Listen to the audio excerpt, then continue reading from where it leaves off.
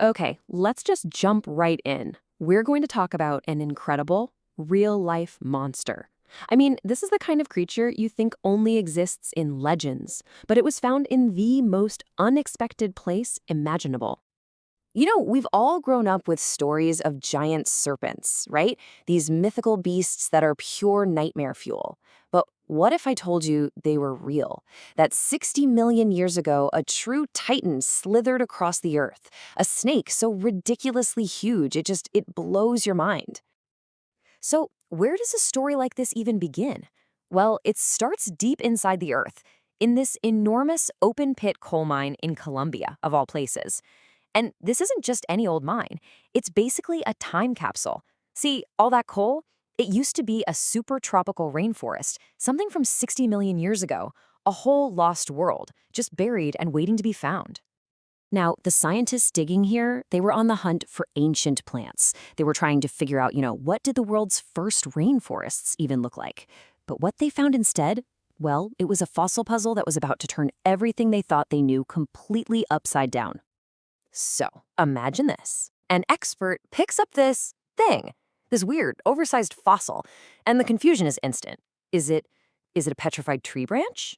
Part of a giant turtle's show? Maybe a bone from some ancient crocodile? Seriously, nobody had the faintest idea what they were holding. And this is where you really see how slow and patient science can be. I mean, look at this.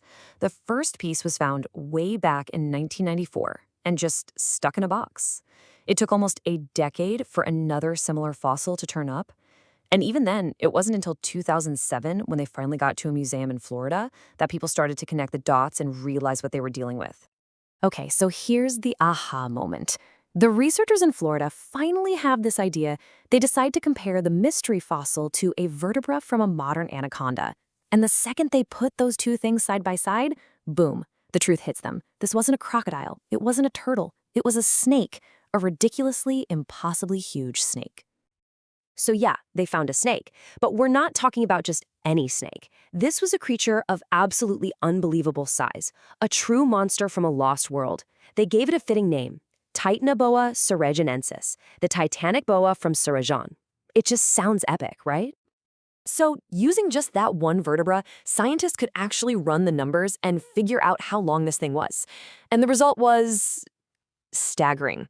We're talking somewhere between 42 and 50 feet long. Think about that. That's longer than a city bus, almost double the length of the biggest anacondas we have today. And if the length didn't get you, the weight will. They estimated it weighed a crazy 1.2 tons. That's as heavy as a small car. It's 10 times heavier than a green anaconda. This thing wasn't just big, it was, without a doubt, the largest snake that has ever existed on this planet.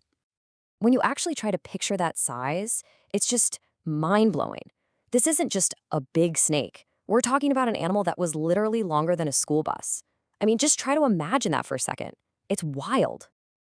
But finding this snake did more than just introduce us to a monster. It opened up a window into a totally different world. Because a creature this big raises a huge biological question. How in the world could something like this even exist? The secret, it turns out, is all in the biology. You see, snakes are ectotherms. We usually call them cold-blooded. What that means is, unlike you and me, they can't make their own body heat. Everything, their metabolism, their energy, their ability to grow, it's all controlled by the temperature of the world around them. So for a cold-blooded animal to get to be 1.2 tons, its world had to be an absolute furnace, a kind of super greenhouse. The science is pretty clear on this. The average temperature had to be over 32 degrees Celsius. That's 90 Fahrenheit. That is way, way hotter than even the hottest parts of the Amazon today. So Titanoboa wasn't just a giant snake. It was basically a living thermometer, telling us just how hot the Earth used to be. All right, so what was life really like for this absolute beast in this sweltering prehistoric world? Well, I can tell you one thing, it wasn't slithering around on the jungle floor. See, on land, its own weight, that 1.2 tons, would have killed it. Gravity and friction would have literally crushed its insides. So Titanoboa had to be an aquatic hunter. It used the water to support its massive body, which let it move with, some surprising speed.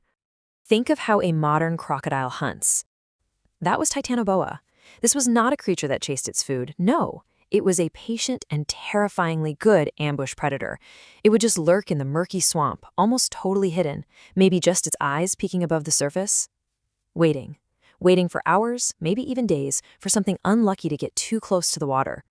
And when it finally struck, the end was fast, unbelievably fast.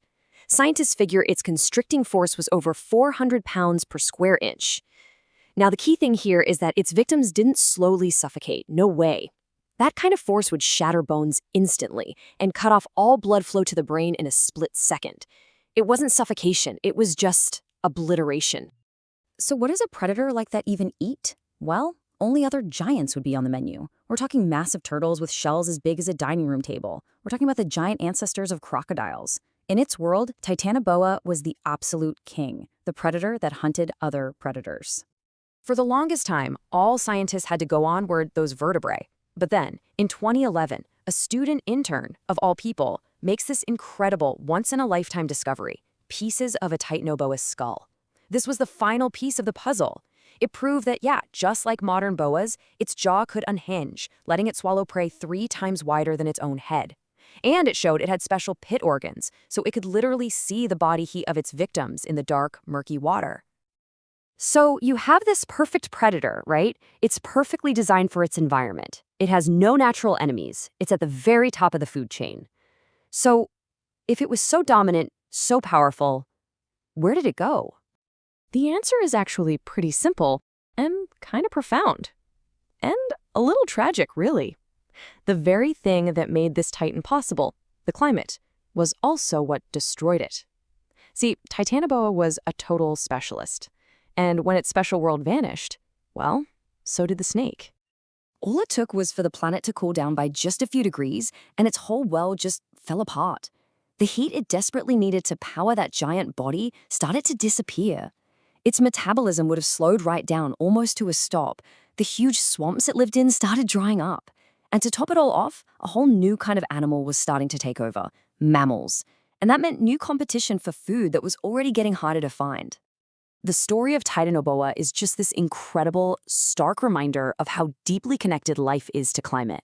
A hotter world created it, and a cooler world took it away. It's a fundamental truth of our planet. And it leaves us with a really fascinating and maybe a little unsettling thought to chew on. As our own planet warms up so quickly, what new titans might be waiting to emerge? And maybe more importantly, what giants that are with us today might we be about to lose?